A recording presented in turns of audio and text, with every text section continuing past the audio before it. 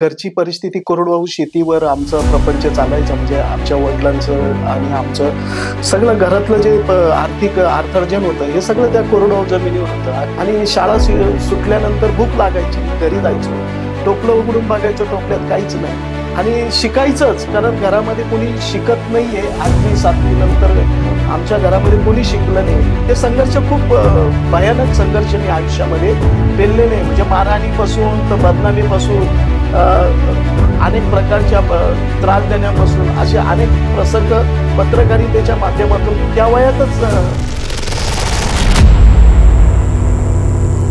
नमस्कार, मी तुमचा सौरभ आणि तुम्ही आज जनतेचे व्यासपीठ या मराठी पॉडकास्ट मध्ये आजपासून आपण एक नवीन मालिका सुरू करत आहोत, प्रेरणेची वाटचाल. तर आज आपल्या सोबत आहेत राम खुर्जाळ सर. राम सर एक ज्येष्ठ पत्रकार आहेत, त्याच्यानंतर दुर्ग संवर्धक आणि पर्यावरण प्रेम. त्यांचं दुर्ग संवर्धक व पत्रकारिता याच्यामध्ये खूप मोठं कार्य ते गेल्या 25 वर्षापासून करत आहेत. एका संस्थेच्या माध्यमातून गडकिल्ले संवर्धनाचं कार्य देखील एक अविरतपणे सुरू आहे त्यांचं. तर आज आपण त्यांचे विचार ऐकण्यासाठी इथं जमलो आहोत आणि आज आपल्या व्यासपीठाच्या माध्यमातून ते आपल्या कार्याचा आणि असे त्यांचे विचार आपण आज ऐकणार आहोत. नमस्कार सर.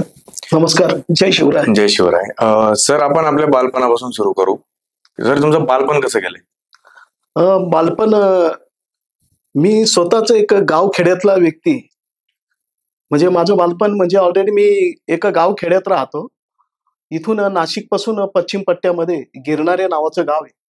त्या गावचा मी मूळ निवासी, कारण पिढीजात तिथेच राहणार आहे. पूर्वीपासून आमच्या 5-6 पिढ्या त्या गिरणारे गावातच गेल्या. हो. आणि घरची परिस्थिती कोरडवाहू शेतीवर आमचा प्रपंच चालायचा. म्हणजे आमच्या वडिलांचं आणि आमचं सगळं घरातलं जे आर्थिक अर्थार्जन होतं हे सगळं त्या कोरडवाहू जमिनीवर होतं. अगदी कमी कोरडवाहू जमीन होती. 1.5-2 एकर कोरडवाहू जमीन, घरामध्ये 13-14 माणसं, अशी परिस्थिती आमच्या घरातली होती. आणि घरामध्ये सगळे 7वी 8वी 10वीच्या पलीकडे कोणी शिकलेलं नव्हतं. आणि मी थोडा म्हणजे मी मोठ्या जिद्दीने मला शिकायचंच अशा ध्येयाने प्रेरित होतो. शाळा तर शिकायचीच, कारण लहानपणापासून प्राथमिक शाळेमध्ये ज्या खऱ्या अर्थाने जे संस्कार झाले ते संस्कार मला आयुष्यभर पुरले. लहानपणी मला 1ली ते 4थीच्या दरम्यान एक गायकवाड गुरुजी म्हणून आमच्या गावामध्ये मला गुरुजी होते. त्यांनी आमच्यावर खूप चांगले संस्कार केले. शिस्तप्रिय होते. त्या आमच्या काळामध्ये तर खूप म्हणजे इतक्या मोठ्या प्रमाणात शिस्त लावली जायची आणि त्या शिस्तीच्या बळावर आम्ही शाळा शिकायचो. घरी पोटामध्ये घरी आल्यानंतर टोपल्यामध्ये घरात भाकरी बी नसायची, एखादी अर्धी तुकडा वगैरे अशी परिस्थिती होती. कारण घरचे सगळे सकाळी आपापली कामं करून मळ्यात निघून जायचे आणि शाळा सुटल्यानंतर भूक लागायची, घरी जायचो, टोपलं उघडून बघायचो, टोपल्यात काहीच नाही. मग त्या व्याकुळ त्या सगळ्या परिस्थितीमध्ये मी आयुष्य काढलं. म्हणजे परिस्थिती आमची अतिशय गरिबीची होती. आणि दुसरं असं की मग शाळा शिकताना जो खर्च लागेल तो कुठून घ्यायचा, तर वडील एका इरिगेशन मध्ये कीमन म्हणून होते. पण परिस्थिती अशी होती की त्यांचा जो पगार होता त्याच्यात आमच्या घराचा खर्च भागणं मुश्किलच होतं. कारण आमच्या सगळ्या जमिनी जागा अशा कुळकायद्यामध्ये कोणीतरी बळकवलेल्या होत्या, कोर्ट कचेऱ्या चालू होत्या. त्याच्यात वडिलांची ती वकिलाकडे फी जायची. दुसरं असं की मग घरातला आजार पाजार खर्च, किराणा वगैरे या सगळ्या गोष्टी जर म्हणल्या तर आमच्या वडिलांचा पगार आम्हाला म्हणजे इतका नगण्य होता. आणि अशा परिस्थितीमध्ये आपला शिक्षणाचा भार वडिलांवर टाकू नये यासाठी मी स्वतःच मग काय केलं, त्या काळामध्ये आमच्या घरची सगळी कामं स्वतः करायला लागलो. मी गुरं वळायचो. जी गुरं आहे, घरची गुरं आम्ही वळायला जायचो, शेतामध्ये वळायचो आणि ती गुरं वळल्यानंतर शेतामध्ये थोडीशी कामं करायचो. घरच्यांना कोरडवाहू शेतीमध्ये मदत बी करायचो आणि शाळाही शिकायचो. आणि ते करण्यासाठी मग आम्ही खूप प्रयोग केले. मग काय करायचो, आमच्या गावामध्ये गंगा आहे, नदी, बामणी नावाची नदी. त्या बामणी नदीच्या काठावर आहे ना करंज म्हणतात ना आपण, त्या करंज, त्या औषधी करंज तेल काढतात बघा, त्या करंजीच्या बिया मी काढायचो. अशा खुडून ठेवायचो तिथून त्या गोळा करून ठेवायचो, वाळवायचो. त्या फोडल्यानंतर त्या निघणाऱ्या बिया वाण्याच्या दुकानामध्ये विकायचो. आणि ते विकलेल्या त्याच्यातून 2 पैसे आले की माझ्या पाठ्यपुस्तकाचं काहीतरी असं काम व्हायचं. दुसरं असं की आई काय करायची, आई मला समजा घरचे पैसे नसले वह्या पुस्तकाला शाळेला, तर आई मला काय करायची, खुरासनी आमच्या शेतात निघायचा. एवढं एवढं मूठभर खुरसणी द्यायची, मग वाण्याकडे घेऊन जायचो. तो तिथं घातला का 2 पैसे भेटले का त्याच्या शिक्षणाचा खर्च भागायचा. इतकी म्हणजे अडचणीची आणि प्रतिकूल परिस्थिती होती. पण आम्ही मग ते शिकत गेलो मी. 3री, 4थी, 5वी आणि शिकायचंच. कारण घरामध्ये कोणी शिकत नाहीये. 8वी, 7वी नंतर बरोबर. आमच्या घरामध्ये कोणी शिकलं नाही. मोठा भाऊ, बहिणी या 7वी, 8वी, 10वीच्या पलीकडे गेल्याच नाही. कारण घरची गरिबीची परिस्थिती आणि घरचं अर्थार्जन दारिद्र्याचं असं असल्यामुळे आम्हाला घरच्यांना नाईलाज होता. सगळे भाऊ बी कामाला जायचे. मग आम्ही गवऱ्या गोळ्या करायचो शेतामध्ये, गुरं वळायचो. शेतातली कोरडवाहू शेतीमध्ये थोडीशी कामं करायचो किंवा मग ती करंज वगैरे. आणि कधी-कधी म्हणजे घरची अशी परिस्थिती होती का खरोखर पोटाची खळगी भरण्याची परिस्थिती बी नसायची. पण आम्ही हार नाही पत्करली. आम्ही शिकत गेलो. मी मोठ्या जिद्दीने शिकत गेलो. म्हणजे थोडक्यात लहानपणी जे तुम्हाला हो. जे दिवस बघितले हो, तुम्ही हो. त्याच्यामुळे तुमच्या जीवनावर बिलकुल, खूप मोठा परिणाम झालेला आहे. बिलकुल. हो. सर मग पुढे शिक्षण पूर्ण केलं म्हणता तुम्ही. बिलकुल त्याच्यानंतर केलं. जसं तुमचं म्हणजे वारकरी संप्रदायाशी तुम्ही जोडले गेले. हो. त्याच्यानंतर तुम्ही गड किल्ले संवर्धनाचे काम तुमचं अविरतपणे बिलकुल. सुरू हो, आहे सर. हो. मग तुम्ही त्याच्याकडे कसं काय वळलात सर? तुम्हाला म्हणजे प्रेरणा कुठून मिळाली आता तुम्हाला? झालं काय, आमचं जे घर आहे, माझं घर म्हणजे वडिलोपार्जित माझ्या आजोबा पंजोबापासून आमचं घर वारकरी संप्रदायातलं आहे. माझ्या घरात गीता, भागवत, ज्ञानेश्वरीचं वाचन होतं. मग. वडील हरिपाठ बी करायचे. संत तुकड्यादासाची भजनं बी म्हणायची आणि पहाटे पहाटे माझे वडील आहे ना, इतक्या गोड गळ्यामध्ये म्हणजे त्यांच्या स्वरामध्ये भजनं वगैरे म्हणायचे. माझे वडील पहाटे 3-3:30 ला उठायचे. म्हणजे ते म्हणतात ब्रह्मवेळ असते त्या ब्रह्मवेळ वेळात असते. उठायची आणि उठल्यानंतर वडील आमचे देव न्हाणायचे. देव न्हाणताना भजन म्हणायचे.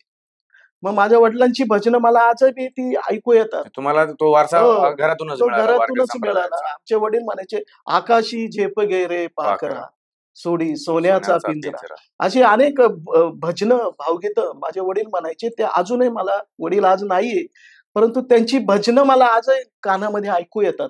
जेव्हा मी देवपूजा करायला बसतो तसं. तो पिढीजातच वारसा आहे. गळ्यामध्ये तुळशीची माळ आणि गुरु केलेला आहे मी. माझे गुरु आहे संतवीर हरिभक्ती पारायण संतवीर बंडा तात्या कराडकर. आणि दुसरं असं की वारकरी संप्रदायाच्या चळवळीमध्ये गेल्या 20 एक वर्षापासून मी 20 एक आहे. वर्षापासून काम हो, करता. हो. सर मग इतिहास पत्रकारिता हां. याचा समतोल कसा साधला तुम्ही? आता इतिहास पत्रकारिता आता माझं काय झालंय माहिती का, मी वेगवेगळ्या क्षेत्रामध्ये शिक्षणाची मला खूप गोडी आहे. मी वेगवेगळ्या गोष्टी आकलन करण्याची मला आवड आहे. आता झालं काय, पत्रकारिता हे मी सगळ्यात कमी वयाचा पत्रकार म्हणून मी नाशिकमध्ये काम केलं. माझे पत्रकारितेतले गुरु आहे पत्रमहर्षी दादासाहेब पोतनीस. म्हणजे दादासाहेब गावकरीला असताना त्या काळात मी कॉलेजला 11वी 12वीला होतो. तेव्हा मी माझ्या गावाचा वार्ताहर होतो. सगळ्यात म्हणजे पत्रकारिता करत असताना एखादी बातमी दिली तर त्याचे जे संघर्ष व्हायचे, ते संघर्ष खूप भयानक संघर्ष मी आयुष्यामध्ये पेललेले आहे. म्हणजे मारहाणीपासून तर बदनामीपासून अनेक प्रकारच्या त्रास देण्यापासून असे अनेक प्रसंग पत्रकारितेच्या माध्यमातून त्या वयातच पण मी थांबत नव्हतो. पत्रकारिता बी करायचो आणि इकडे बी करायचो. दुसरं असं की मी FOI ला गेल्यानंतर मी इतिहास विषय आवडीने निवडला.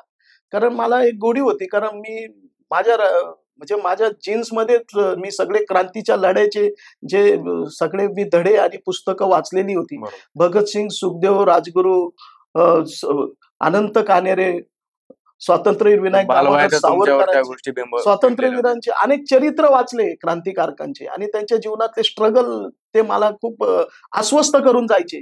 मला वाटायचं का आपला जो देश आहे हा गेल्या अनेक वर्ष केवळ आणि केवळ गुलामगिरी आणि संघर्षातच सगळं आयुष्य घालवलेलं आहे. आणि खूप मोठ्या प्रमाणात आपल्या देशामध्ये इतिहासाच्या चढाव आपले हे झाले, स्थित्यंतर झालेले. छत्रपती शिवाजी महाराजांसारखा राजा 350 वर्षापूर्वी जन्माला आला आणि त्यांनी रयतेचं राज्य स्थापन केलं आणि 6 पातशाह्यांना तो राजा भिडला. त्या मोठ्या बलाढ्य पातशाह्यात त्यांनी नेस्तनाबूत केल्या. असा राजा या भूमीवर होऊन गेला. परंतु छत्रपती शिवाजी महाराजांच्या नंतर सुद्धा जेव्हा पेशवाई संपली 1818ला, त्यानंतर पुन्हा एकदा आपण गुलामगिरीत गेलो. इंग्रज आले. इंग्रजांनी तर इतका अनन्विक अत्याचार केलेला आहे. म्हणजे क्रांतिकारकांचे सगळे संघर्षाचे लढे जे होते ना, त्या लढ्यावर मी म्हणजे चाफेकर बंधूंचा लढा असो किंवा भगतसिंग सुखदेव राजगुरूंचा लढा असो, सविनय भारत चळवळ असो, म्हणजे स्वातंत्र्य विनायक दामोदर सावरकरांची एक रणनीती असो किंवा नाशिकमध्ये कर्वे, देशपांडे आणि अनंत कान्हेरेंचा कलेक्टर जॅक्सनचा जो खऱ्या अर्थाने वध केला होता त्याच्या संदर्भातली युवनीती असो. एवढ्या कमी वयामध्ये अनेकांनी आपल्या देशासाठी कसं समर्पण आणि बलिदान दिलं, या सगळ्या गोष्टी मी वाचायचो आणि त्या मला झोपू देत नव्हत्या, अस्वस्थ करायच्या. आणि मला इतिहासाची गोडी तेव्हापासूनच होती की मी सगळी थोरांची चरित्र वाचल्यामुळे मला वाटायचं का आपला देश हा इतका सामान्य देश नाहीये. ह्या देशाची माती सुद्धा रक्ताने माखलेली आणि ह्या मातीला नमन आणि वंदन करण्यासाठी आपल्याला स्वतःला कुठेतरी वाहून घ्यावं लागेल आणि आपल्याला सुद्धा समर्पित व्हावं लागेल. या हेतूने मी इतिहास विषयात आलो. परंतु झालं काय माहिती का, मी MA पर्यंत इतिहास विषयामध्ये चांगल्या पद्धतीने शिकलो, परंतु त्या इतिहासातून मला फार काही माझ्या मातृभूमीचा इतिहास मला काही अभ्यासायला मिळालेला नाही. हे खऱ्या अर्थाने दुर्दैव आहे. आजच्या इतिहासाच्या अभ्यासक्रमामध्ये आमूलाग्र बदलाची आजही गरज आहे. आणि तो जर बदल झाला तरच आज खऱ्या अर्थाने जो मूळ इतिहास आहे, आपल्या मातीचा इतिहास, हा आपल्याला आजच्या पिढीला शिकवण्याची फार गरज आहे. खूप खूप गरज. हो, आपल्या मातीमध्ये इतका मोठा इतिहास असताना, आपल्या मातीमध्ये एवढा संघर्ष असताना, एवढं समर्पण आणि बलिदान असताना आपण परकीय इतिहासाच्या अनेक गोष्टीमध्ये आपलं सगळं शिक्षणाच्या सगळ्या गोष्टी घेतोय. सगळ्या शिक्षणात त्याच गोष्टी, रशियन राज्यक्रांती किंवा फ्रान्सी राज्यक्रांती किंवा अमेरिकन क्रांतीचे लढे, असे अनेक गोष्टी परकीय इतिहासाच्या शिकण्यापेक्षा माझ्या मातीतच एवढा मोठा इतिहास आहे, तो आपण का शिकत नाही, याचं मला आजही खंत वाटते. आणि बऱ्याच गोष्टी आपल्या राहून गेलेल्या आहेत, आमूलाग्र बदलायची गरज आहे. कारण ते जर आपण शिकलो तर आज आपल्याकडे खूप मोठी ताकद देणारा इतिहास आज आपल्या मातीत दडलेला आहे. सर, तुम्ही म्हणले की जरा गेल्या 20 वर्षापासून तुम्ही वारकरी चळवळीशी जोडले गेला. हो. तर वारकरी चळवळीशी तुमचा परिचय कसा झाला? परिचय असा आला का वडिलांनीच, म्हणजे माझ्या वडिलांचे, आमच्या म्हणजे वडील वारकरी होते, माझं पूर्ण कुटुंबच वारकरी. आमच्या घरामध्ये जन्माला आलेलं जे लहान बाळ आहे ना, त्याला आम्ही तुळशीची माळ घालतो आणि वारी दिंडीच आमची परंपरा. आम्ही स्वतः वारकरी दिंडीमध्ये, आमची वारकरी महामंडळ नावाची संघटना आहे महाराष्ट्राची, वारकरी महामंडळ जुनी संघटना आहे. हरिभक्ती पारायण संतवीर रामदास बाबा मनसुख यांनी स्थापन केली. त्या संघटनेचं मी गेले अनेक वर्ष काम केलं. त्याच्या माध्यमातून आम्ही व्यसनमुक्तीच्या चळवळी उभ्या केल्या. वारी दिंडीमध्ये आम्ही हे काम जास्त केले, व्यसनमुक्तीची चळवळ करणं, शेतकऱ्यांच्या प्रश्नावर वेगवेगळ्या गटचर्चा आम्ही घ्यायचो. कारण वारकरी हा शेतकरीच बरं का, शेतीमध्ये राबणारा, मातीत झगडणारा, अनेक अडचणीशी संकटाशी भेटणारा जो वारकरी, तो सगळी कामं मागे टाकून पंढरीच्या पांडुरंगाच्या दर्शनाला वारीच्या माध्यमातून जात असतो. महिना दीड महिना पायी चालत असताना मागे वळून बघत नाही, त्याची नजर समोर असते. माझ्या पांडुरंगाचं दर्शन मला होईल तेव्हा खऱ्या अर्थाने पावलं म्हणून पांडुरंगाच्या दर्शनाची आस घेणारा तो वारकरी हा शेतकरी, आपला कष्टकरी आहे, मजूर आहे, कामगार आहे. बरोबर असं आहे. सर, चळवळी बरोबर काम करताना तुम्हाला असा एखादा अनुभव आला की तो तुमच्या स्मरणात आहे आणि तुम्ही आता प्रेक्षकांना सांगू शकाल? असा अनुभव खूप आहे, कारण आंदोलन आम्ही खूप केले, म्हणजे व्यसनमुक्तीचे आंदोलन केले किंवा प्राणी हत्याबंदी, म्हणजे कुठल्याही जीवाला, या भूमीवर जन्माला आलेला कुठला जीव असो, त्याला आपलं जीवन जगण्याचा अधिकार आहे. प्राणी हत्याबंदी झाली पाहिजे, गो हत्याबंदी झाली पाहिजे. गाईला आपण आई म्हणतो, जिची दूध दुभतं खाऊन आपण लहानची मोठी होतो, तिची हत्या थांबली पाहिजे. दुसरीकडे त्या गो हत्याबंदीच्या बी आंदोलनात होतो. त्यानंतर व्यसनमुक्तीची चळवळ आम्ही राबवली.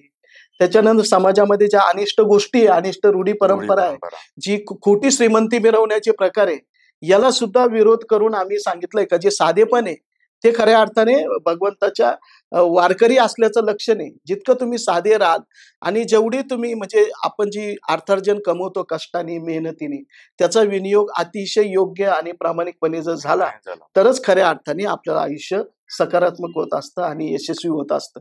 त्या दृष्टीचे सगळे संस्कार आहे. आणि आम्ही नेहमीच कथा, कीर्तन, प्रवचन ऐकायला असतो किंवा अखंड हरिनाम सप्ताह, वारकरी संप्रदायामध्ये अखंड हरिनाम सप्ताह ही खूप मोठी चळवळ आहे. जर गाव पातळीवर अखंड हरिनाम सप्ताह जो होत असतो, त्याच्यात कथा, कीर्तन, प्रवचन, कथा, एकनाथी भागवत, अ, हरिपाठ, भजन असं सगळं, म्हणजे मी त्या वेळी त्या गावाच्या दृष्टीने तो अतिशय महत्वाचा उत्सव असतो. हो. आणि वारकरी संप्रदाय हे महाराष्ट्राच्या ह्या संतांची परंपरा चालवणारं ते व्यासपीठ असल्यामुळे त्याच व्यासपीठावर सामाजिक दृष्ट्या समाजामध्ये खूप मोठा बदल होत असतो. म्हणजे सामाजिक परिवर्तनाच्या चळवळीसाठी प्रबोधनाचं कार्य. वारकरी संप्रदायाचा अखंड हरिनाम सप्ताह ही खूप मोठी भूमिका बजावत असतो. कारण तिथं सत्य शिकवलं जातं, प्रामाणिकपणा शिकवला जातो, संतांनी दिलेले विचार शिकवले जातात. आणि कुठेतरी आपल्याला चुकीचं किंवा पाप करू नये किंवा चुकीचे पावलं टाकू नये, कोणाला आपल्यापासून त्रास होईल असं वर्तन आपण जीवनात करू नये. हे अशा सगळे संस्कार शिकवले जातात आणि त्याच्यातून आपण चांगले संस्कार घेऊन आपलं जीवन जगत असतो. एक प्रकारचा दबाव असतो वारकरी संप्रदायाचा, त्याच्यामुळे माणूस हा माणुसकीपासून दूर जात नाही. माणूस धर्म तो मात्र जपून ठेवतो. हे वारकरी संप्रदायाने आणि संतांच्या विचारांनी दिले. गीता भागवत करीती श्रवण, गीता भागवत करीती वाचन. खऱ्या अर्थाने संतांच्या ज्या भगवद्गीता असो, ज्ञानेश्वरी असो किंवा भागवत ग्रंथ असो, याचं वाचन प्रत्येक वारकऱ्याच्या घरात होत असतं. हरिपाठ होत असतो, नित्यक्रम होत असतो. आणि वारकरी संप्रदाय असा आहे का यारे यारे लहान थोर, लहान आणि मोठ्यांना सगळ्यांना सामावून घेणारी चळवळ वारकरी संप्रदाय. आणि त्या चळवळीमध्ये मी गेल्या अनेक वर्ष आहे. जिथे जिथे आम्हाला वारी दिंडीमध्ये, आता मी महत्वाचं काम केलंय तर वारी दिंडीवर खूप लिखाण केलंय. माझा पिंड पत्रकारितेचा असल्यामुळे वारकरी संप्रदायाची जेवढी स्थित्यंतरं घडतात वारी दिंडीमध्ये, ज्या ज्या गोष्टी घडतात, त्या सगळ्या वारी दिंडीवर मी खूप लिखाण केलेलं आहे. म्हणजे ज्या पद्धतीने वारी दिंडीमध्ये ज्या पद्धतीने बदल घडतात किंवा वारी दिंडीमध्ये ज्या ज्या घटना घडामोडी घडतात, वेगवेगळे उत्सव साजरे केले जातात, वारीच्या परंपरा आहे, काही संस्कृती आहे, काही नव्याने वारीमध्ये प्रबोधनाचे कार्यक्रम होतात. या सगळ्या गोष्टीवर प्रकाश टाकण्यासाठीचं लिखाण सुद्धा मी सातत्याने करत आलेलो आहे. वारकरी परंपरा आज सर्वांना दिशा दाखवण्याचं काम करते. बिलकुल करत. तर नवीन तरुण पिढीसाठी तुम्ही वारकरी चळवळीच्या माध्यमातून काय सांगाल? वारकरी चळवळ म्हणजे कसं, आता आपण जर विचार केला तर आपण दिंडी जर बघितली, पंढरीच्या पांडुरंगाकडे जाणाऱ्या दिंडीमध्ये तरुण पिढी खूप मोठ्या प्रमाणात आहे.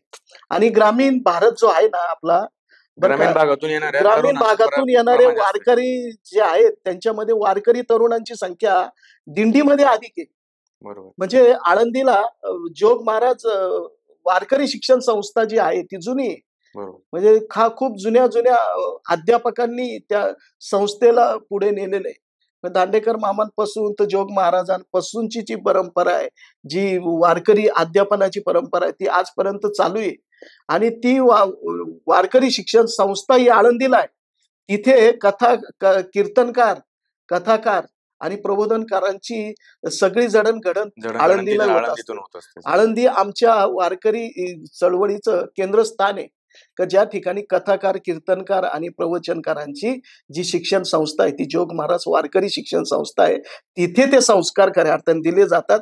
तो सुद्धा खूप मोठा स्ट्रगल आहे. आणि खूप प्रतिकूल परिस्थितीमध्ये आज आमच्या वारकरी संप्रदायामधली तरुण मंडळी तिथे कीर्तनाच्या परंपरा घेऊन गावामध्ये प्रबोधनाचं काम करतात. खूप मोठ्या प्रमाणात तरुण मंडळी आता कीर्तनकार म्हणून कार्यरत आहे. म्हणजे तिथूनच सगळे तयार होत आहेत आणि तिथूनच प्रसार पण होतो. म्हणजे आपण आळंदीला मूळ म्हणू शकतो. हो, वारकरी अगदी आमचं केंद्रच आहे. तर वारकरी संप्रदायाचं तुमचं काम खूपच मोठं आणि खूप चांगलं काम आहे. तर सर, जेव्हा दुर्ग संवर्धन आणि पर्यावरणाशी निगडीत काम तुम्ही करतायत, तर मग तुम्ही एक संस्था स्थापन केली सर. बिलकुल. तर त्याची प्रेरणा कशी भेटली सर तुम्हाला, की संस्था किंवा याच्यासाठी एक संघटन हवं असं कधी वाटलं तुम्हाला? काय होतं, मी गाव पातळीवर वेगवेगळ्या चळवळी चालवत असताना मला नेहमी खटकायचं की आपल्याला आता काहीतरी काम केलं पाहिजे. तर मग मी महाराष्ट्राच्या बाहेर आणि महाराष्ट्रामध्ये जे सामाजिक संस्था ज्या ज्या दृष्टीने काम करतात, वेगवेगळ्या संस्था आहे, वेगवेगळे व्यक्ती आहे, का ते आपापल्या पातळीवर खूप मोठ्या प्रमाणात प्रतिकूल परिस्थितीमध्ये सामाजिक परिवर्तनाच्या भूमिकेतून काम करतात. अशा लोकांना भेटीगाठी करण्यासाठी काही संस्थांनी मला पाठवलं होतं. अभिव्यक्ती नावाची सामाजिक संस्था आहे नाशिकमध्ये. तिने मला पथनाट्य शिकवण्यासाठी खूप मोठ्या प्रमाणात माझ्यावर त्यांनी खर्च केला किंवा आम्हाला पाठवलं होतं. त्याच्यानंतर मी स्वतः स्क्रिप्ट रायटिंग शिकलो. कथा, पटकथा लेखन. कथा आणि पटकथा लेखन या गोष्टी शिकलो. म्हणजे डॉक्युमेंटरी पासून तर चित्रपटापर्यंत ज्या पटकथा लिहिल्या जातात, कथा लिहिल्या जातात, स्क्रिप्ट रायटिंग लिहिली ती किंवा पथनाट्य सादरीकरणाच्या पटकथा लिहिल्या जातात. हे शिक्षण आम्ही त्याच्या माध्यमातून घेतलं. त्यानंतर गटचर्चा कशी घ्यायची, नाटकं कसे करायचे, म्हणजे प्रासंगिक नाटिका कशा सादर करायच्या, स्ट्रीट प्ले कसा करायचा, या सगळ्या माध्यमातून वेगवेगळ्या पद्धतीचं प्रशिक्षण घेण्यासाठी आम्हाला अनेक सामाजिक संस्थांनी माझ्यावर खर्च केला. मला शिक्षणासाठी संधी दिली. मी ते शिकत गेलो.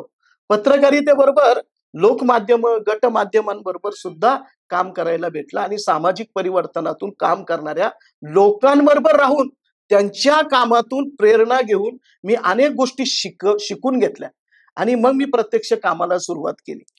सर, संस्था स्थापन झाली, हो बरोबर. संस्थेच्या माध्यमातून तुम्ही जे काम करायला सुरुवात केली, त्याच्यात तुम्हाला सुरुवातीला आलेल्या अडचणींबद्दल थोडं सांगा. हा, खरं तर आता मी शिवकार्य गडकोट संवर्धन संस्थेकडे कसा वळलो हे खूप महत्वाचं आहे. 2000 सालाची गोष्ट आहे. 2000. इतिहासामध्ये शिक्षण घेऊन बाहेर निघालो आणि खूप मन अस्वस्थ झालेलं होतं, काय करावं. तर मला नेहमी खटकायचं की आमच्या गावामध्ये इतिहासाच्या अनेक गोष्टी आहे. कारण आमच्या गावातच एक अहिल्यादेवी होळकर यांच्या काळची एक प्राचीन अशी बारव आहे. बारव म्हणजे कलाकुसरीची एक विहीर असते आणि ती पूर्वी अहिल्यादेवी होळकर यांच्या काळात त्या नगरातील लोकांसाठी पिण्याच्या पाण्याची सोय व्हावी, जनावरांना सोय म्हणून होळकरांनी आपल्या नाशिकमध्ये जे उपराजधानी म्हणजे चांदवडला राज्य करत असताना नाशिक जिल्ह्यात अनेक गावांना, अनेक नगरामध्ये खूप बारवा बांधल्या. खूप ठिकाणी त्यांची संख्या खूप आहे, शेकडो हजारो त्या बारवा आहेत, पण त्या आज उद्ध्वस्त अवस्थेत ते बुजवलेले आहे. तशीच माझ्या गावची जी बारव आहे, मी 3री-4थीला असेपर्यंत सुस्थितीत होती. आमच्या गावात एक परंपरा होती की आमच्या गावात कुठला पाहुणा आल्यानंतर आम्ही ती बारव दाखवायला न्यायचो. बालपणी माझे वडील माझ्या बोटाला धरून, लहानपणी मी 4थीला 3रीला असताना माझ्या हाताला धरून ती बारव दाखवायला न्यायचे. आमच्या गावात पाहुण्यांना बी आम्ही न्यायचो, ती मी बघायला जायचो. तेव्हा आमच्या बारवेला भरपूर पाणी होतं. त्या पायऱ्या, तिची ती कलाकुसरीचं बांधकाम, तिचे मैरप, त्या सगळ्या गोष्टी. पण काय झालं, कालांतराने ना गावातील दुर्लक्षामुळे, गावकऱ्यांच्या दुर्लक्षामुळे म्हणलं तरी चालेल, त्या ठिकाणी कचरा पडायला लागला. भाजीपाल्याचा कचरा किंवा इतिहासाविषयी आज लोकांना काही फार आस्था फार नाहीये. खरं तर त्यांना जे आयतं भेटतं ना ते चालतं. माझ्या घरात पाणी आलं ना, त्याच्यामुळे मला ती बारव आणि विहीर, आमच्या गावात आड होते, आड सुद्धा बुजवले. त्याच्यानंतर मग आम्ही ठरवलं की त्या बारवेमध्ये अनेक वर्ष गाळ झालेला आहे, ती बुजलेली. तर मग 2000 साली आमच्या गावातीलच राष्ट्रीय सेवा योजनेचे जे कार्यक्रम अधिकारी म्हणून आमच्या गावचे एक प्राध्यापक होते, सिडको महाविद्यालयाचे प्राध्यापक सोमनाथ मामा घुले, त्यांची माझी सांगड जमली. तर मी त्यांना माझा प्रश्न सांगितला की मामा, आपल्याला त्या बारवेतील गाळ आणि कचरा काढण्यासाठी गावातून तर मला काही कोणी पाठिंबा देईल असं मला वाटत नाही. लोकांना काही त्याच्याशी काही आस्था नाही, घेणं नाही. आणि आज आपल्याकडे युवा शक्ती खूप आहे, परंतु त्यांना या गोष्टीत इंटरेस्ट नाही. त्यांना नाचणं, गाणं, मिरवणूक काढणं किंवा मग या गोष्टीमध्ये इव्हेंटमध्ये जास्त त्यांना इंटरेस्ट आहे. तर ते काही करणार नाही. पण मला वाटतं का आपण ती बारव वाचवली पाहिजे. मग आम्ही सुरुवात केली तेव्हापासून श्रमदानाला. मग आम्ही सगळ्यात आधी त्या बारवेची भग्न अवस्था दूर केली, त्याच्या आजूबाजूचा कचरा साफ केला, त्याच्या तळापर्यंत आम्ही 2 वर्ष त्याच्यातला गाळ काढत राहिलो. दर शनिवार रविवार कंटिन्यू आम्ही गाळ काढत गेलो. तळापर्यंत गाळ काढत गेलो. तळापर्यंत जो गाभारा होता, त्या गाभाऱ्यामध्ये प्रचंड गाळ साचलेला होता आणि त्या ठिकाणी आम्हाला जाणं मुश्किल होतं त्याच्यामध्ये. तर मग आम्ही काय केलं माहिती का, आमच्याच गावातील आजूबाजूच्या काही कारागिरांना, ज्यांच्याकडे JCB आपलं हे क्रेन आहे, क्रेन, त्या क्रेनच्या माध्यमातून आम्ही कारागीर लावून त्या ठिकाणून त्या गाभाऱ्यातील सगळं गाळ आणि ती माती काढून घेतली. ते खडकांमध्ये जे बुजलेले पाझर होते पाण्याचे ते मोकळे करून घेतले. इतकं पाणी लागलं त्या बारवीला, इतकं पाणी लागलं त्या गाभाऱ्यामध्ये. जेव्हा आम्ही ती गाभाऱ्यातली ती सगळी माती काढली, तर ते पाणीच आम्हाला आवरण नाही. 20ची मोटर लावली, 20 HP मोटर लावली, तरी ते पाणी आवरानं. इतकं पाणी त्याच्यातून लागलं आणि म्हणता म्हणता आमच्या ते जे 20-25 वर्ष बुजलेले पाण्याचे पाझर पुन्हा एकदा मोकळे झाले आणि आमच्या त्या बारवेतील आजोबाला म्हणून आम्ही रंगरंगोटी केली, तिची साफसफाई केली, तिचा जीर्णोद्धार केला. त्यानंतर मी माझ्या आयुष्याचे अनेक क्षण त्या बारवेत घालवायचो. मी शनिवारी रविवारी त्या बारवेत जाऊन बसायचो, तिच्या पायऱ्यावर बसायचो, एकटाच असायचो. कारण काही कोणाला माझ्याबरोबर कोणी येईल बसल असं काही नव्हतं. येऊन बसायचो. त्या बारवेच्या चिरलेल्या तुटलेल्या भिंती मला थोड्या अस्वस्थ करायच्या. मला काहीतरी हे द्यायच्या, की "अरे बाबा तू इथे काम करतोय ना." तर तो माझ्यासारखीच अवस्था सह्याद्रीमध्ये गडांची, असं मला ते बारव सांगायची. माझ्यासारखीच अवस्था सह्याद्रीतील त्या गड किल्ल्यांची आहे. आता तू असं कर, तू माझं काम झालं ना तर तू तिकडे जा. म्हणून ती बरोबर. बारव मला सुचवायची का आज गड किल्ले सह्याद्रीतले जे गड आहेत, महाराजांच्या मावळ्यांनी आणि त्यांनी ज्या त्याग आणि बलिदानाने जे गड सह्याद्रीचे गड स्वराज्यात आणले, त्या गडांची अवस्था सुद्धा माझ्याप्रमाणे झालेली आहे. कचराकुंडी झालेली आहे. ते गड सुद्धा उद्ध्वस्त स्थितीत आहे, भग्न अवस्थेत आहे. तिकडे तुझी पावलं चालव. म्हणून मी त्यावेळी काय केलं माहितीये का, माझ्याच गावातील आजूबाजूचे काही मित्र जमवले 4-5 जण आणि आम्ही मग त्यांच्या गोठ्यातील पावडं, टिकाव, साधनं, साहित्य घेतलं. एक ट्रॅक्टर काढला आणि त्या ट्रॅक्टरमध्ये आम्ही खैराई नावाचा किल्ला आहे ठाणापाड्याला. त्या किल्ल्याकडे गेलो आम्ही. एक ट्रॅक्टर बी नेला आणि काही जण बसने आले. संस्थेच्या माध्यमातून पहिलं काम मग त्या खैराई किल्ल्यावर गेल्यानंतर आम्ही आमच्या हातात जे विळा, कोयता किंवा जे आम्ही टिकाव पावडर गोट्यातून आणलेलो त्याची पूजा केली, गुलाल वगैरे टाकला. आमच्याबरोबर महेंद्र काका कुलकर्णी नावाचे एक वयस्कर नाशिकचे नाणी संशोधक ते सुद्धा आले. त्यांनी वर्तमानपत्राला मी बातमी दिली होती की आज आम्ही अशी मोहीम करणार आहे. त्यामुळे त्यांना कळालं, ते सुद्धा आले. ते काका आमच्या सोबत असल्यामुळे त्यांच्या हातून आम्ही त्यावेळी त्या श्रमदानाच्या साहित्याचं पूजन त्या खैराई किल्ल्यावर ठाणापाड्याच्या जंगलामध्ये असलेल्या त्या वनदुर्गावर करून घेतलं आणि आमच्या मुलांना इतका आनंद झाला, त्यांनी तो गुलाल उधळला आणि मग माझ्या शिवकार्य गडकोट संवर्धन संस्थेला सुरुवात झाली. त्यावेळी आम्ही खैराई किल्ल्यावरचं पहिलं पाण्याचं बुजलेलं टाकं, त्याच्यातला गाळ आणि दगड काढले आणि म्हणता म्हणता त्या टाकं आम्ही काढता काढता 3.5-4 फूट ते टाकं कोरलं आणि त्याला पाणी लागलं. हा, आणि त्या टाक्यात 2-2.5 फूट पाणी आल्यानंतर आम्हाला इतका आनंद झाला. पुन्हा एकदा आम्ही गुलाल फेकून पहिली मोहीम आम्ही साजरी केली का आम्हाला आनंद झाला की अशा पद्धतीचं आपण काम किल्ल्यावर आशीर्वादच मिळाला. बिलकुल पहिली मोहीम आमची खैराईवर झाली. ते टाकं आम्ही केलं. मग आम्ही ठरवलं का आता याच्यावर आपल्याला सातत्यपूर्ण मोहिमा करायच्या. म्हणून आम्ही 3 मोहिमा त्याच्यावरच केल्या, खैराईवर केल्या. 4च्या 4 टाके आम्ही त्या किल्ल्यावरचे तळापासून स्वच्छ केले. त्याच्यामध्ये पाण्याची पातळी वाढेल, जेणेकरून पाण्याचं स्टोरेज वाढेल, तळाला असलेले पाण्याचे पाझर मोकळे होतील, या दृष्टीने आम्ही त्या किल्ल्यावर काम केलं. काही ठिकाणी आम्ही जे झाडं लावली, झाडं सुद्धा लावायचं काम आम्ही त्यावेळी खैराई किल्ल्यावर केलं.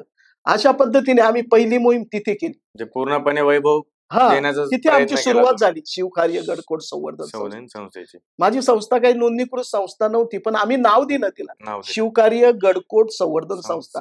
आणि आम्ही निश्चय केला की आता मी सुद्धा पक्का ध्येय केलं की याच्या पुढे आता गडांवर जायचं आणि श्रमदान करायचं. पण श्रमदान करत असताना जबाबदारीने करायचं. मग काही पुस्तकं वाचायला घेतली. नाशिकमध्ये असलेल्या काही इतिहास अभ्यासकांना जाऊन भेटलो. आम्ही जे काम करायचो त्याची बातमी सुद्धा वर्तमानपत्राला द्यायचो आणि त्या नावाने माझी ओळख क्रिएट व्हायला लागली. मग काही इतिहास अभ्यासक आहे नाशिकमध्ये, विशेषतः GB शहा म्हणून नाशिकमध्ये इतिहास अभ्यासक आहे, इतिहास लेखक आहे, डॉक्टर GB शहा. त्यांच्याकडे जाऊन आम्ही या गोष्टी खूप शिकले. परत नाशिकमध्ये इतिहास अभ्यासक गिरीशजी टकले साहेब आहे. त्यानंतर PK पाटील आंधळे म्हणून नाशिकमध्ये एक लेखक होते. त्यांनी सुद्धा आम्हाला जेव्हा डोंगर बोलू लागला या पुस्तकाच्या माध्यमातून नाशिकच्या गडांची माहिती दिली होती. त्यांच्याकडे आम्ही जाऊन बसायचो. इतिहासाची माहिती देणारे जे लेखक अभ्यासक नाशिकमध्ये होते त्यांच्या जवळ जाऊन तो इतिहास समजून घ्यायचा. त्यांच्या सर्वांचा अभ्यासाचा तुम्हाला खूप फायदा झाला. बिलकुल झाला. आणि मग ते शिकून त्यांनी दिलेल्या अभ्यासानुसार गडावर श्रमदान करायचं, अशी मोमेंट आम्ही चालू केली. दर महिन्याला कंटिन्यू आम्ही मोहिमा केल्या. महिन्यातून 2 मोहिमा तरी आम्ही कंटिन्यू घ्यायचो आणि त्या मोहिमेच्या माध्यमातून सातत्यपूर्ण दुर्ग संवर्धनाचं काम मी चालू ठेवलं. नाशिक जिल्हा हा महाराष्ट्रातील गड किल्ल्यांचा जिल्हा आहे. गड किल्ल्यांचा महाराष्ट्रातले सगळ्यात जास्त गड किल्ले हे नाशिकला लाभलेले. आज इतकी मोठी उपेक्षा होते का आता कुंभमेळा येतोय 2027ला, पण एवढा मोठा कुंभमेळा येतोय पण सह्याद्रीची चर्चाच कमी करत नाही. बरोबर, कोणाला ते घेणंच नाहीये. म्हणजे आम्ही इतकी ओरडतोय, इतक्या वर्ष आम्ही नाशिकच्या सह्याद्रीच्या गड किल्ल्यांच्या संवर्धनासाठी काम करत असताना या गडांना घराघरापर्यंत पोहोचवण्याचे अनेक प्रयोग आम्ही करतोय आमच्या ताकदीनुसार. मात्र काय म्हणावं या लोकांना की शासन, प्रशासन आणि लोकांना सुद्धा फार काही त्याचं गांभीर्य नाहीये. नाशिकच्या सह्याद्रीचे गड किल्ले याच्याकडे आजही गांभीर्याने पाहिलं जात नाही. खरं तर ते खूप ब्रँडिंग केलं पाहिजे आणि हे सह्याद्रीचे गड किल्ले खूप मोठा रोजगार देतील. हे पर्यटन म्हणून त्याची खूप मोठी ख्याती निर्माण होईल. परंतु इथे अभ्यास शाळा सुद्धा खूप मोठ्या प्रमाणात होऊ शकतात. इथल्या गडांच्या वेगवेगळ्या रचना आहेत. म्हणजे 2000 वर्षापासूनचे गड किल्ले नाशिकच्या भूमीला लाभले. सातवाहन काळापासून तर पेशव्यांच्या काळापर्यंत जेवढे गड किल्ल्यांवर सत्ता स्थानं निर्माण झाली ते सगळ्या घटना घडामोडीची इतिहासाचे साक्षीदार असले गड नाशिकला लाभलेले. भारताच्या इंग्रजांपासून स्वतंत्र करण्याच्या जे कार्य चालू होतं त्याच्यामध्ये पण या गड किल्ल्यांनी खूप सहकार्य केले. बिलकुल केलेलं आहे. क्रांतिकारक. हो, फार महत्वाचं आहे. नाशिक हे भारतीय स्वातंत्र्य लढ्याचं, क्रांतीच्या लढ्याचं केंद्रच होतं. म्हणजे या ठिकाणी सगळ्या क्रांतिकारकांचे आणि सगळ्या क्रांतीच्या लढ्याचे जे गुरुजी होते म्हणजे केंद्रस्थानी ते स्वातंत्र्य विनायक दामोदर सावरकर होते. मग सावरकरांचं बगूरचं जे घर आहे ना, ते घर क्रांतीच्या लढ्यातील क्रांतिकारकांना दिशा देणारं होतं. मग त्यांनी सविनय भारत चळवळ चालू केली. अभिनव भारत केंद्र सुरू केलं नाशिकमध्ये. मग त्या माध्यमातून अनेक क्रांतिकारक नव्या दमाचे तयार व्हायला लागले. क्रांतीच्या लढ्यामध्ये अजून ताकद यायला लागली. भगतसिंग, सुखदेव, राजगुरू सुद्धा मार्गदर्शन घेण्यासाठी सुद्धा स्वातंत्र्यवीर विनायक दामोदर सावरकर. चाफेकर बंधूंचा लढा गाजला. तिकडे लोकमान्य टिळकांनी इंग्रजांना इशारा देऊन टाकला, स्वराज्य हा माझा जन्मसिद्ध हक्क आहे, तो मी मिळवणारच. आणि मंडालीच्या तुरुंगामध्ये त्यांना काळ्या पाण्याची शिक्षा दिली. अशा ज्या घटना घडामोडी स्थित्यंतर क्रांतीच्या लढ्याचे घडायचे त्या काळामध्ये सुद्धा क्रांतीच्या लढ्याला प्रेरणा देणारे ठिकाण हे नाशिक होतं. आणि या नाशिकमध्ये काय व्हायचं, इंग्रज जेव्हा यावेळी क्रांतीच्या लढ्यामध्ये कोणी कविता केली किंवा एखाद्याने लेख लिहिला तर त्याला लगेच काळ्या पाण्याची शिक्षा दिली जायची. म्हणजे इतक्या मोठ्या प्रमाणामध्ये आवाज बंद केला होता जनतेचा, गुलामगिरी ठेवलं होतं. या क्रांतीच्या लढ्यामध्ये ह्या गड किल्ल्यांनी खूप महत्वाचं योगदान दिलेलं आहे. नाशिकमध्ये देहेर नावाचा किल्ला आहे, देहरी नावाचा किल्ला आहे. इथे बोरगडच्या पाठीमागे एक किल्ला आहे. तो किल्ला इतिहासामध्ये जास्त त्याचा उल्लेख केलेला कुठे दिसत नाही. परंतु त्या किल्ल्याच्या भूमीमध्ये आपले नाशिकचे क्रांतिकारक भूमिगत म्हणून राहायची. असे अनेक आम्हाला दाखले काही इतिहासाच्या अभ्यासकांनी, ज्यांनी खऱ्या अर्थाने अभ्यास केलाय, लेखन केलंय, अशा लोकांनी आम्हाला सांगितले. जेव्हा आम्ही तो गड शोधला त्या गडातील ऐतिहासिक वास्तू आम्ही शोधायला लागलो, ज्या मातीत दडलेल्या अजिबातच त्या दिसत नव्हत्या. गड असल्याचे कुठले दाखले नसताना आम्ही ते शोधायचा प्रयत्न केला. आम्हाला रस्ता मिळाला, दरवाजाच्या पाऊल खुणा मिळाल्या, भुयारी मार्ग मिळाले. आजही त्या किल्ल्यामध्ये आतमध्ये पोटामध्ये खूप काही गोष्टी दडलेल्या आहेत. माथ्यावर अनेक सैनिकांचे जोते, म्हणजे तो किल्ला असल्याचे अनेक पाऊल खुणा आहे. आणि त्या किल्ल्याने आपल्या नाशिकच्या क्रांतीच्या लढ्यात जे भूमिगत होणारे जे क्रांतिकारक होते त्यांना भूमिगत होण्यासाठी देहरी नावाचा जो किल्ला आहे, देहरगड, या किल्ल्याने खूप मदत केल्याचे अनेक दाखले, अनेक आम्हाला प्रेरणा मिळते, ताकद मिळते. आपले गड हे खऱ्या अर्थाने क्रांतीच्या स्वातंत्र्य इंग्रजांविरुद्ध क्रांती करत असताना त्या लढ्याविरुद्ध या गडांनी क्रांतिकारकांना आश्रय दिलेला आहे, मायेने त्यांना जवळ सांभाळलेलं आहे. हे गड सुद्धा आपल्या नाशिकच्या भूमीमध्ये आहेत. 60हून अधिक किल्ले आणि ही किल्ल्यांनी भारलेली भूमी. फक्त आपलं तुमचं आमचं लक्ष जात नाही आणि आपण मोठ्या आत्मीयतेने बघत नाही, हे आपलं दुर्दैव आहे. आज खरंच गरज आहे. आज तुम्ही म्हटल्याप्रमाणे जर 60च्या वरती 60 प्लस किल्ले आज आपण नाशिकमध्ये आहेत. मला खरंच म्हणजे मला स्वतःला खरंच नव्हते माहिती की एवढे किल्ले नाशिक जिल्ह्यामध्ये आहे. आणि हे सगळ्यांपर्यंत पोहोचलं पाहिजे सर. खूप गरज आहे या गोष्टीची. बिलकुल आणि गरज आहे. तरुणाईला खूप गरज आहे या गोष्टीची. बिलकुल गरज आहे. सर, हे गड संवर्धनाचं काम जेव्हा तुम्ही करत होते, हो. त्या काम करत असताना तुम्हाला अशी कोणती गोष्टी आढळली की या गड किल्ल्यांवर खूप जास्त वाईट प्रभाव आहे किंवा ही एक सर्वात मोठी समस्या असू शकते गड किल्ल्यांच्या बाबतीत? ऑलरेडी आहेच ना. आता हे बघ, किल्ल्यांची परिस्थिती अशी आहे का की किल्ले हे भग्न अवस्थेत आहे, दुर्लक्षित आहे आणि गर्दुले जाऊन बसतात. बरोबर आहे. गांजा पिणारे जाऊन बसतात. बरोबर आहे. दारुडे जाऊन बसतात. पार्टी करायचं ठिकाण करून टाकलं. कपल्स जाऊन बसतात. बरोबर. आणि या गडांवर प्री वेडिंग सारखी फोटोग्राफी व्हायला लागली. बरोबर. गड हे खऱ्या अर्थाने धारातीर्थ आहे, जिथं आपल्या मावळ्यांनी शूरवीरांनी शत्रूबरोबर 2 हात करताना आपलं रक्त सांडलं. त्या ठिकाणी आपण प्री वेडिंग करायची. या गोष्टी थांबवल्या पाहिजे. खरं तर त्या गड म्हणजे एक पवित्र भूमी आहे.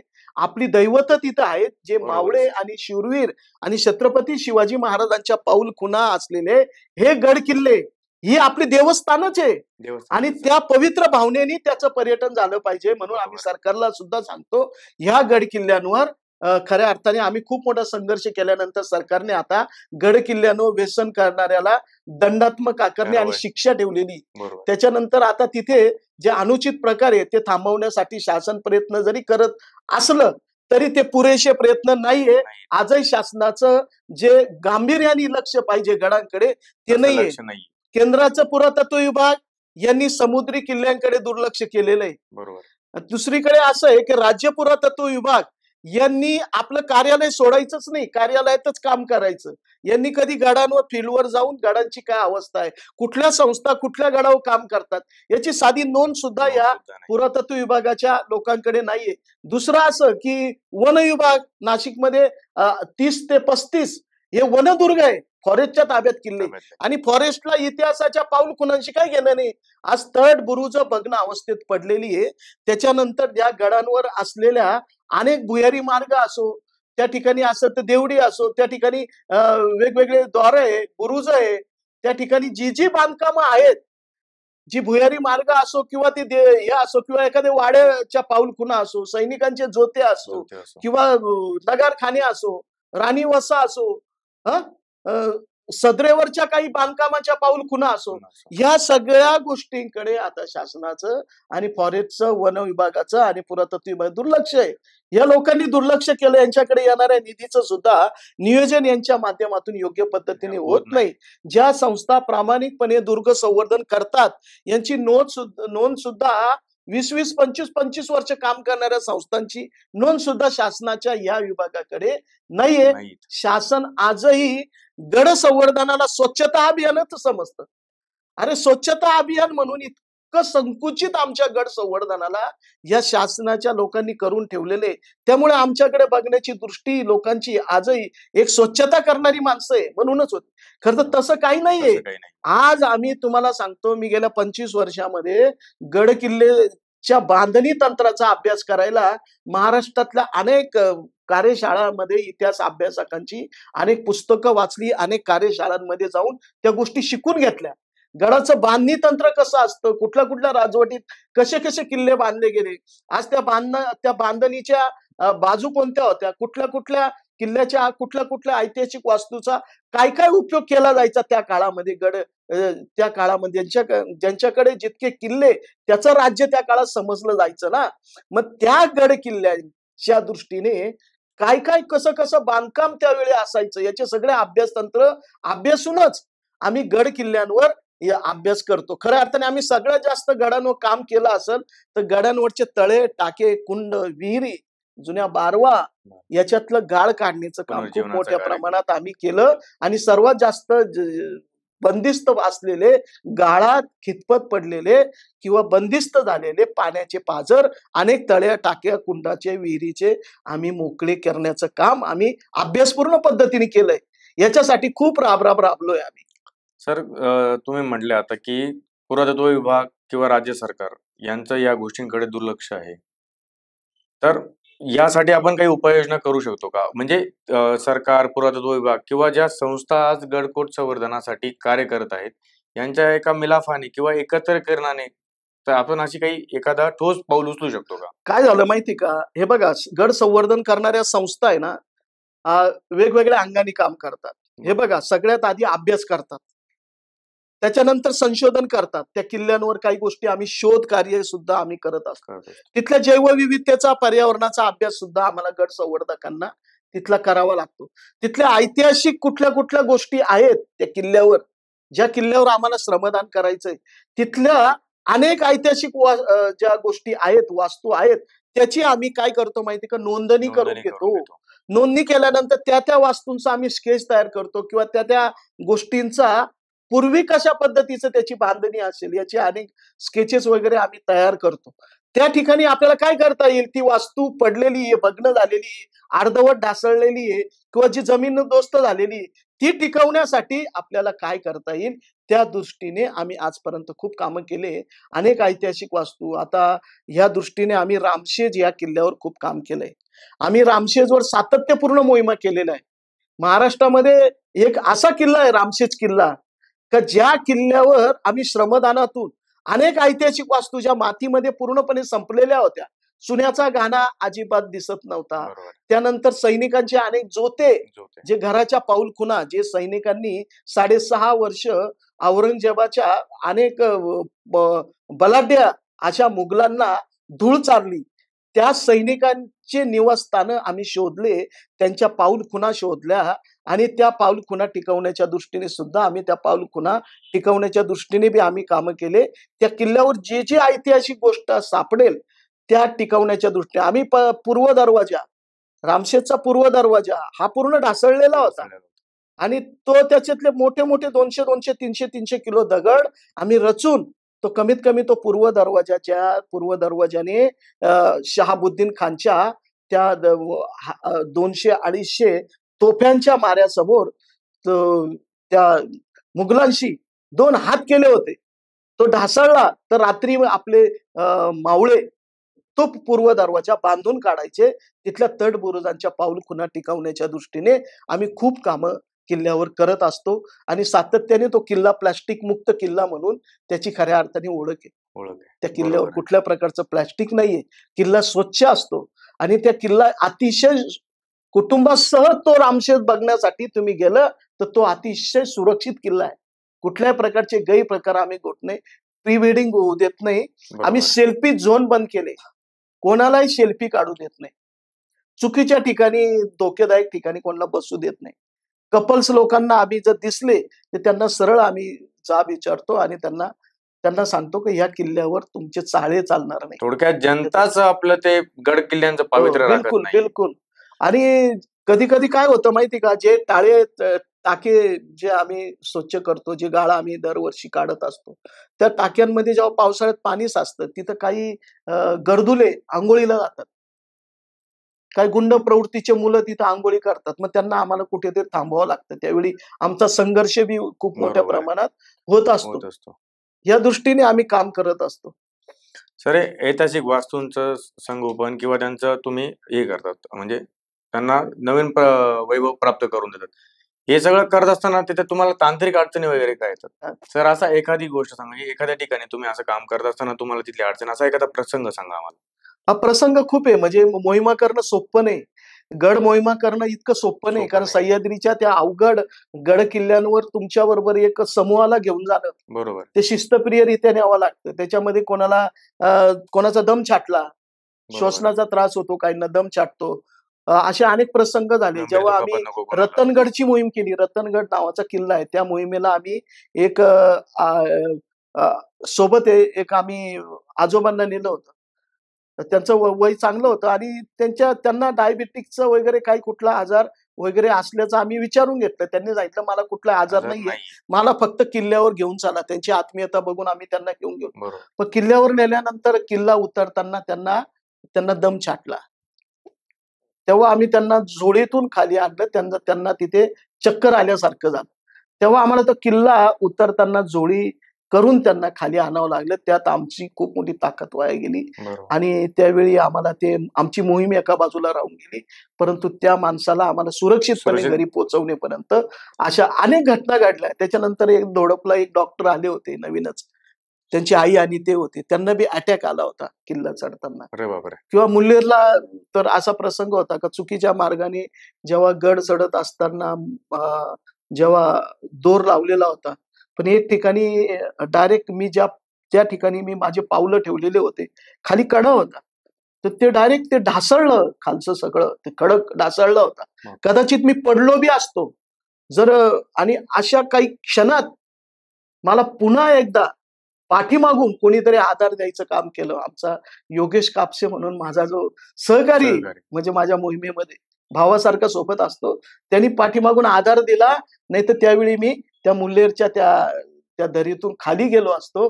इतका भयानक प्रसंग होता. त्या दोरी हातात धरलेली होती, मात्र पायाचा जो आधार होता तो संपलेला होता, तो निघून गेलेला होता.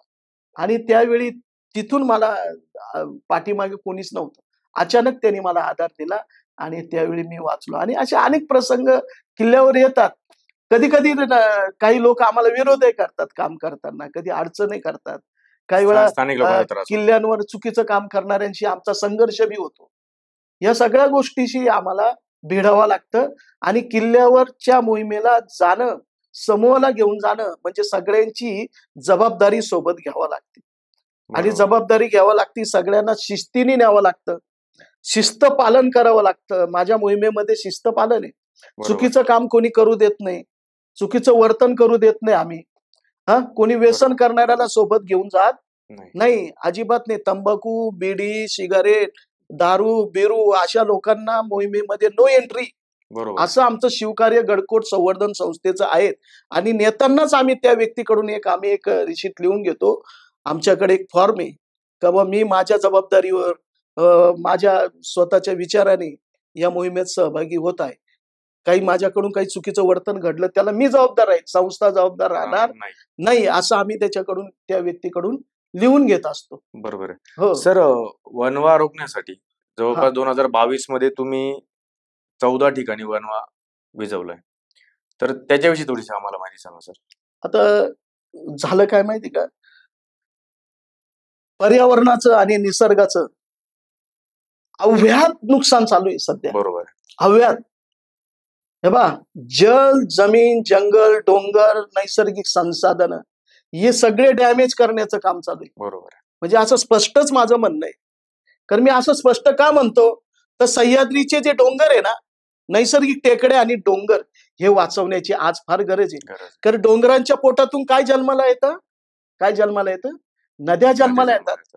आपण म्हणतो ना नद्यांचा जन्म कुठून झाला, तर या नद्या सह्याद्रीतून जन्माला येतात. प्रत्येक नदीचा जन्म सह्याद्रीतून असतो. गोदावरी कुठे जन्माला येते, त्र्यंबकगडावरून येतो, तो बी किल्लाच. ते ब्रह्मगिरीवरून येतो, जिथे महादेवानी जटा, तिथून आपल्याला त्या गंगाद्वार पासून गोदावरीचं उगमस्थान आहे. काश्यपी नदीचं उगमस्थान कोणतं आहे, तर जो वाघेरा किल्ला आहे त्या ठिकाणी काश्यपी नदीचं उगमस्थान आहे.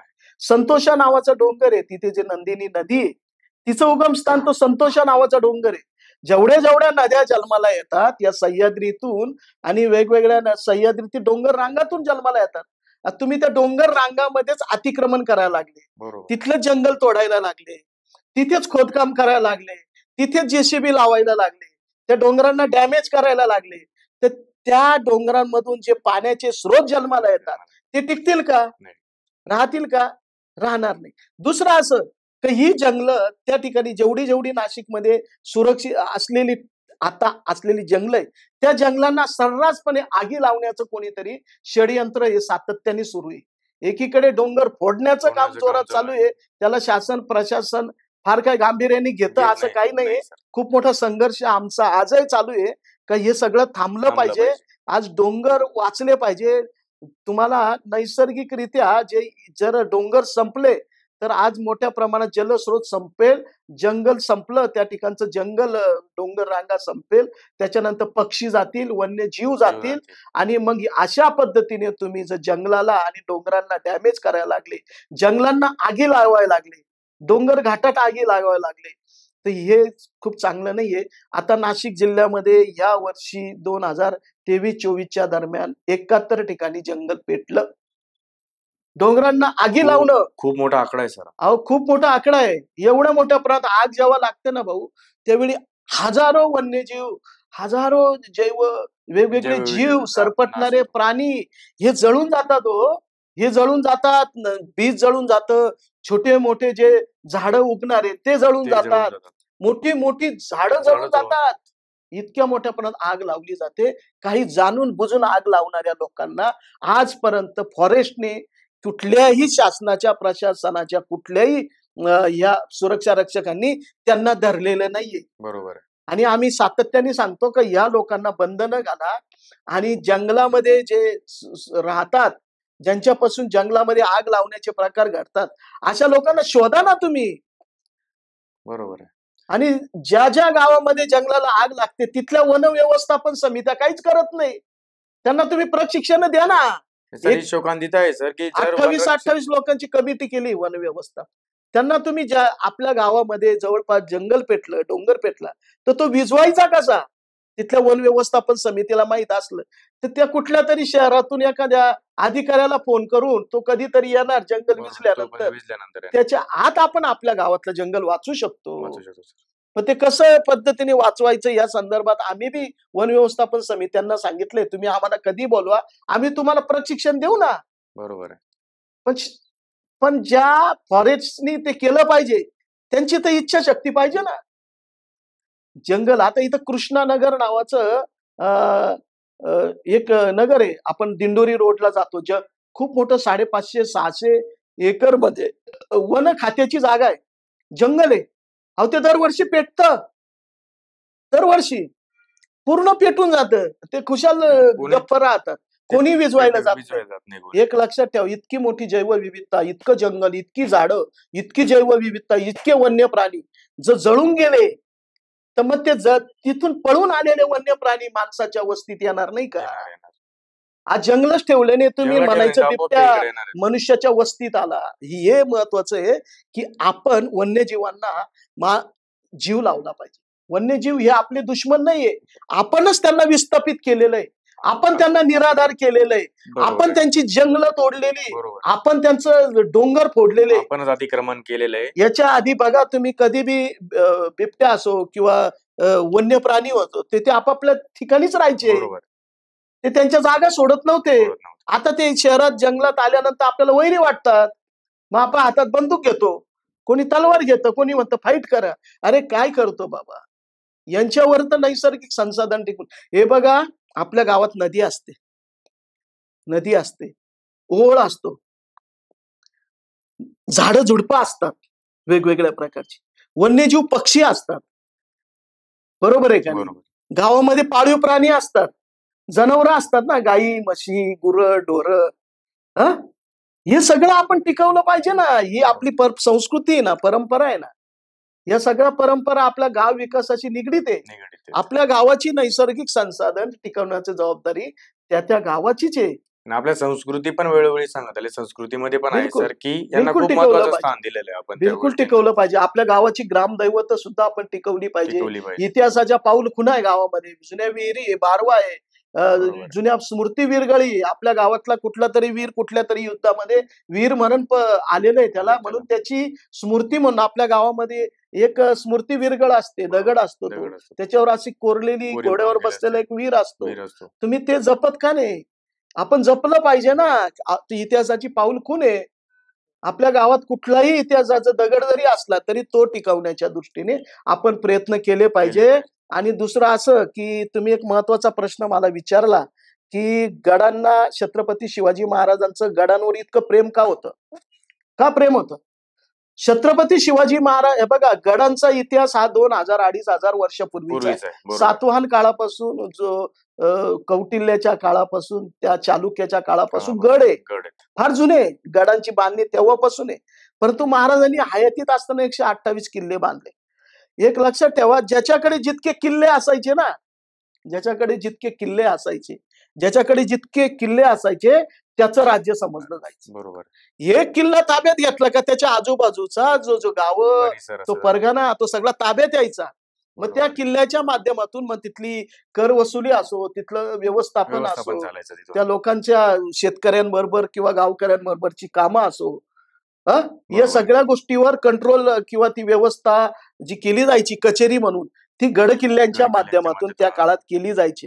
म्हणून गड ही त्या काळची सत्तास्थानं होती. म्हणून महाराजांचे अमात्य काय लिहितात माहिती का? थोरल्या महाराजांनीच हे राज्य या गडांवरून निर्माण केलं.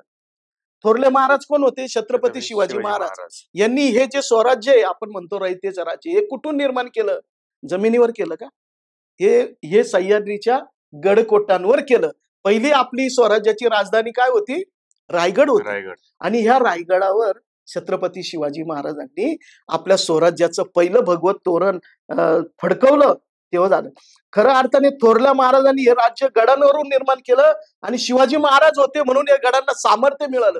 2000 वर्षापूर्वीचे गड एवढे प्रकाशत नव्हते, एवढे सामर्थ्यवान, एवढे शक्तिशाली नव्हते, पण आमच्या राजांनी ह्या गडांना ताकद मिळवून दिली, शक्ती मिळवून दिली. गडांमुळे स्वराज्य होते. गडच ताकदीचे झाले महाराजांच्या काळामध्ये. त्या गडांना उत्स्फूर्त ताकद येऊन गेली. ते गड आता एक वीरासारखे शत्रू बरोबर लढायला लागले. बरोबर. तडबुरुज ढासळायचे, पण आमच्या गडांनी कधी मान वाकवली नाही. छातीचा कोट करून आपले गड जेव्हा शत्रूशी 2 हात करून लढायचे, ती सगळी ताकद माझ्या छत्रपती शिवाजी महाराजांनी या गडांमध्ये ओतलेली होती. आमचा राजाची पावलं, त्या पावलांचं दर्शन घेण्यासाठी या गडांना सुद्धा तहान लागायची. इतके पवित्र गड आहेत. आणि तुम्हाला सांगतो, या गडांचं खरं गडावर गेल्यानंतर आहे ना, जी शक्ती आणि एनर्जी तुमच्यामध्ये येते ना, जी ऊर्जा येते ना, तर ती ऊर्जा, तुम्ही भाग्यवान आहे या भूमीत जन्माला आल्याचा, तुम्हाला ती जाणीव त्या मातीत गेल्यावर होती. आणि त्या मातीमध्ये जाऊन आपल्याला खऱ्या अर्थाने हे गड समजून घेण्याची गरज आहे. छत्रपती शिवाजी महाराजांची दुर्गनीती समजून घ्यायची गरज आहे. शिवाजी महाराजांच्या जे अमात्य होते, ते अमात्य म्हणायचे की, ते म्हणायचे सालेरी आईवंतापासून ते कावेरी पर्यंत निष्कंटक राज्य छत्रपती शिवरायांनी संपादले. म्हणजे बघा, सालेर किल्ला जो आहे, जो आता युनेस्कोच्या 12 किल्ल्यांमध्ये त्या किल्ल्याची निवड झाली. त्या सालेर किल्ल्यापासून जो जगातला सगळ्यात उंच किल्ला आहे, 5000 फुटापेक्षा उंची, त्यांच्यापासून तर आईवंत किल्ला आपला वणीगडाच्या समोर जो पन्हाळ्यासारखा विस्तीर्ण असलेला आईवंत गड, त्या आईवंतापासून तर कावेरी पर्यंत छत्रपती शिवाजी महाराजांनी रयतेचं राज्य, स्वराज्य निर्माण केलं. त्यासाठी आपले अनेक मोहरे गमावले. तानाजी, साजी, बाजी प्रभू, कोणीकडे मग गंगाजी उर्फ गोगाजी मोरे देशमुख, किती मोहरे आपण गमावले. हे सगळे बलिदान खऱ्या अर्थाने त्या काळात झाले, म्हणून तुम्हाला आम्हाला ही सगळी दुर्ग दौलत लाभली. आज आपण राम खुर्दाळ सर यांच्या बरोबर भरपूर गप्पा केल्या, त्यांचा जीवन प्रवास ऐकून घेतला. असं म्हणता नाही येणार की त्यांचा जीवन प्रवास आपण एका एपिसोड मध्ये आपण कव्हर करू शकतो. एवढा छोटा प्रवास त्यांचा नाही. तर आतापर्यंत त्यांचा जो दुर्ग संवर्धक या कार्याबद्दलचे त्यांचे सगळे विचार आपण ऐकलेले. तर पुढील एपिसोड मध्ये आपण त्यांची पत्रकारिता, वारकरी संप्रदायामधील त्यांचं कार्य, त्याच्यानंतर त्यांना मिळालेले पुरस्कार वगैरे या सर्वांबद्दल माहिती घेणार आहोत. तर पुढील एपिसोड मध्ये आपण ही सर्व माहिती घेऊ. पुढचा एपिसोड नक्की बघा. धन्यवाद.